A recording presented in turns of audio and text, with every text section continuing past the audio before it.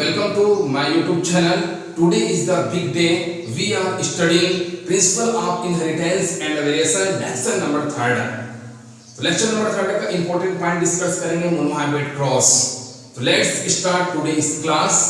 Please open your pen and papers, your coffee and start make this notes.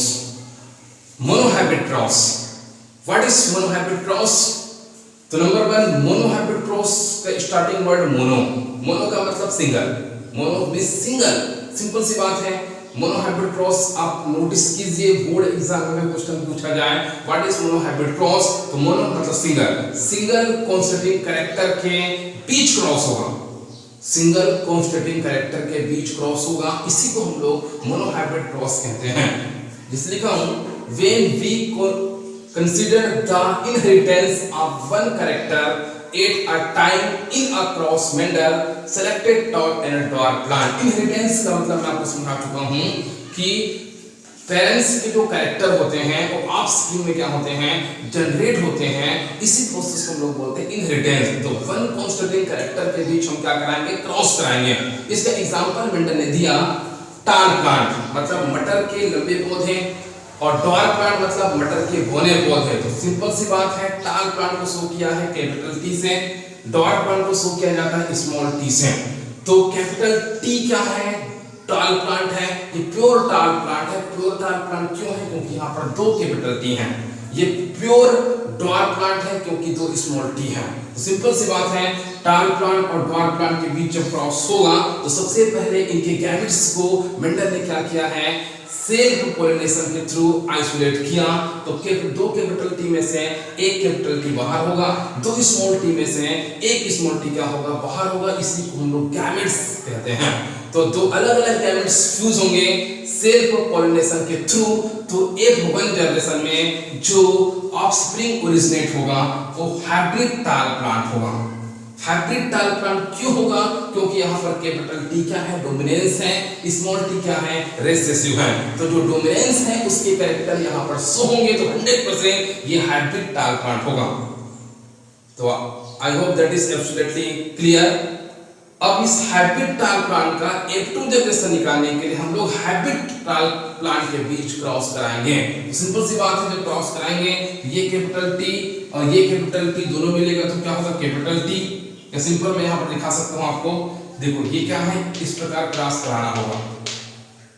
Hybrid टाल plant का हम लोग hybrid टाल plant के साथ क्रॉस कराएंगे F2 जनरेशन निकालने के लिए. सिंपल सी बात है, ये कैपिटल टी मिलेगा, ये क्या 2 कैपिटल टी हुआ, फिर ये कैपिटल टी, फिर small T, capital T small T हुआ, फिर ये स्मॉल टी और ये कैपिटल टी.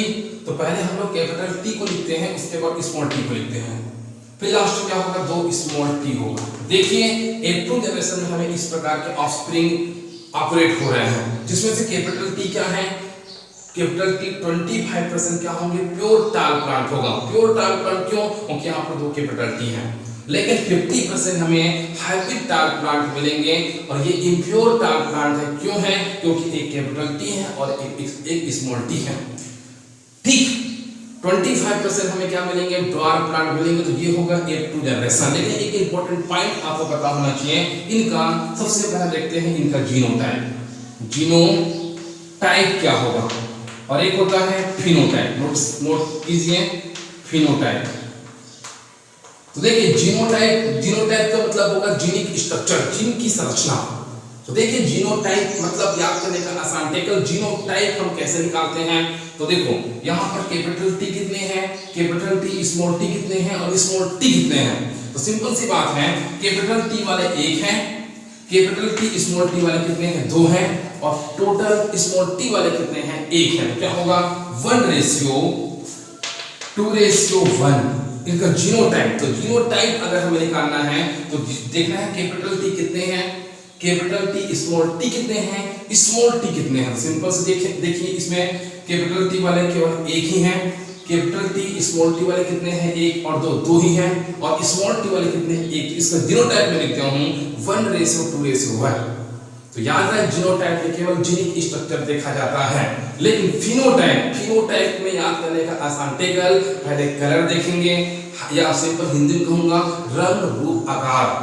तो देखिए सबसे पहले हम लोग शेप देख रहे हैं, आकार देख रहे हैं। तो इसमें देखिए कितने लंबे हैं और कितने बौने हैं, ये डिसाइड करना है फिनोटाइप निकालने के लिए। तो देखिए ये टाल प्लांट और ये हाइब्रिड टाल प्लांट और ये डॉर प्लांट, तो कितने टाल हैं? तो देखिए ये टाल है, ये भी हाइब्रिड टाल, लेकिन टाल तो है तो 3 लंबे हैं और एक क्या है, बौने हैं। तो क्या होगा 3:1। तो इसको नोट कीजिए, कई बार कंपटीशन एग्जाम में पूछा गया है कि मोनोहाइब्रिड क्रॉस का जीनोटाइप और फिनोटाइप क्या होगा। तो मोनोहाइब्रिड क्रॉस का जीनोटाइप 1:2:1 होगा और फिनोटाइप 3:1 होगा। तो यहाँ पर मेंडल के 2 इंपॉर्टेंट लॉ जो होते हैं वो 2 इंपॉर्टेंट रूल्स जो होते हैं यहाँ पर लागू हुए हैं, लेकिन मेंडल का तीसरा नियम या तीसरा रूल्स जो है वो लागू नहीं हुआ है, क्योंकि सबसे पहले देखो यहाँ पर गैमेट्स क्या हुए हैं, आइसोलेट हुए हैं। मतलब यहाँ पर मेंडल का आइसोलेशन रूल्स लागू होगा, तो यहाँ पर मेंडल का डोमिनेंस रूल लागू होगा, लेकिन मेंडल का थर्ड रूल्स क्या नहीं हुआ, लागू नहीं हुआ। इसलिए मेंडल ने मोनोहाइब्रिड क्रॉस जो है, मोनोहाइब्रिड क्रॉस जो रिजल्ट नहीं निकला उसके बाद इन्होंने क्या किया है, डाइहाइब्रिड क्रॉस किया है। तो मोनोहाइब्रिड क्रॉस में आपको एक्सप्लेन कर चुका हूँ, कहीं पर भी अगर डाउट होगा तो कमेंट बॉक्स में कमेंट कर सकते हैं। आप लोगों से यही रिक्वेस्ट है, कहीं पर भी अगर आपको समझ नहीं आया है तो कमेंट कीजिए, क्योंकि जब तक आप मुझे कमेंट्स नहीं करेंगे तब तक मैं सेटिस्फाई नहीं होऊंगा। और ये वीडियो जो है वो बहुत इंपॉर्टेंट वीडियो है आपके कंपटीशन एग्जाम के लिए, तो आप मेरे वीडियो में बने रहिए और मेरे वीडियो को ज़्यादा से ज़्यादा शेयर कीजिए। Thank you very much.